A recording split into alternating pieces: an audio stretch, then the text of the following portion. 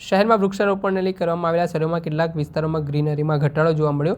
2012ની સરખામણી 2024માં ઘટાડો જોવા મળ્યો, જેમાં સાઉથ ઈસ્ટ એશિયા દ્વારા કરવામાં આવ્યો હતો સર્વે। આ બાબત સામે આવી વિસ્તારમાં ઘટેલી ગ્રીનરીમાં વાત કરીએ તો વિસ્તારમાં ગ્રીનરી ઘટાડો ટકાવારી વેજલપુરમાં 8.51%, ખાડિયામાં 1.68%, અમરાઈવાડીમાં 25.33%, દાણીલીમડામાં 11.55%, ઈસનપુરમાં 1.69%, ખોખરામાં 24.61%, વટવામાં 41.48%, લાંભામાં 27.27%, રાણીપમાં 26.9%, સરદાર પટેલ સ્ટેડિયમમાં 3.95%, નવરંગપુરામાં 2.69%, પાલડીમાં 27.55%। મામલે શું કહી રહ્યા છે રિક્રિએશન કમિટીના ચેરમેન જયેશ ત્રિવેદી, તે સાંભળી લો। કમિટીમાં જે ગ્રીન પોલિસીની જે બુક હતી તેમાં 13 ઝોનને લઈને ખાસ ઉલ્લેખ કરવામાં આવ્યો છે। ખાસ શું ઉલ્લેખ છે અને જે માઇનસમાં છે તેને પ્લસમાં લાવવા કેવા પ્રયત્નો કરવા? અમદાવાદ મ્યુનિસિપલ કોર્પોરેશન દ્વારા આ વર્ષે એક મહત્વાકાંક્ષી પ્રોજેક્ટ એટલે ગ્રીન પોલિસી, જેનું ગત અઠવાડિયે માનનીય મુખ્યમંત્રી શ્રી ભૂપેન્દ્રભાઈ પટેલના વરદ હસ્તે લોકાર્પણ કરવામાં આવ્યું। આ green policy ICLEI South East Asia દ્વારા તૈયાર કરવામાં આવી છે। એના દ્વારા આપણને જાણવા મળ્યું છે કે ગ્રીન કવર જે છે અમદાવાદનું એ કયા વોર્ડમાં કેટલું છે, એના પરથી આપણને જાણવા મળ્યું છે કે કુલ 13 વોર્ડ એવા છે જેને આપણે આઈડેન્ટિફાઈ કર્યા છે કે જેની અંદર ગ્રીન કવર 2014થી શરૂ કરીને 2024 સુધીમાં માઇનસમાં ગયું છે। આ જે 13 વોર્ડ છે, આ 13 વોર્ડની અંદર એક પ્લાન કરવાનો છે કે ભાઈ એને કઈ રીતે પ્લસમાં લાવી શકાય।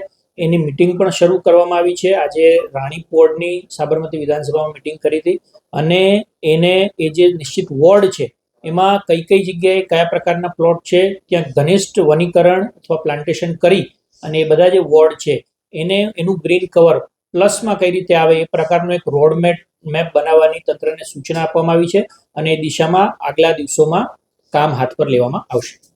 કોઈ રિવ્યુ કરાયો કે કયા કારણોસર માઇનસમાં ગયું છે? સામાન્ય રીતે હજી એ રિવ્યુ એવો કોઈ કરાયો નથી, પણ જે 1-2 વોર્ડની માહિતી અમને મળી છે, કારણ કે આ જે ગ્રીનિંગ પોલિસી છે ફક્ત સેટેલાઇટ ઇમેજથી કઈ જગ્યાએ કેટલું ગ્રીન કવર છે એની જ છે।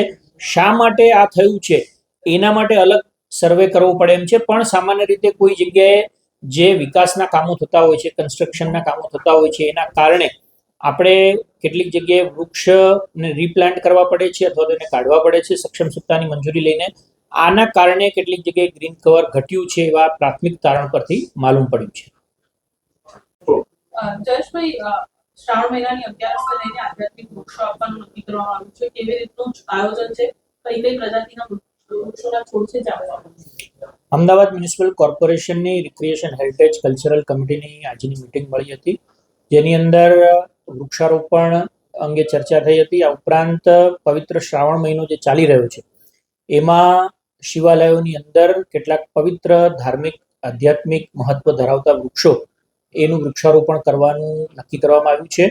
આ જે વૃક્ષો છે એની અંદર બીલી, સમી એટલે કે ખીજડો, વડ, પીપળો, આ ઉપરાંત કદમ, શ્રી કૃષ્ણ ભગવાનને પ્રિય એવું કદમ, સીતા અશોક, કૈલાસપતિ અને સેવન, આ પ્રકારના આધ્યાત્મિક મહત્વ ધરાવતા વૃક્ષો જે છે એનું વાવેતર કરવાનું નક્કી કરવામાં આવ્યું છે।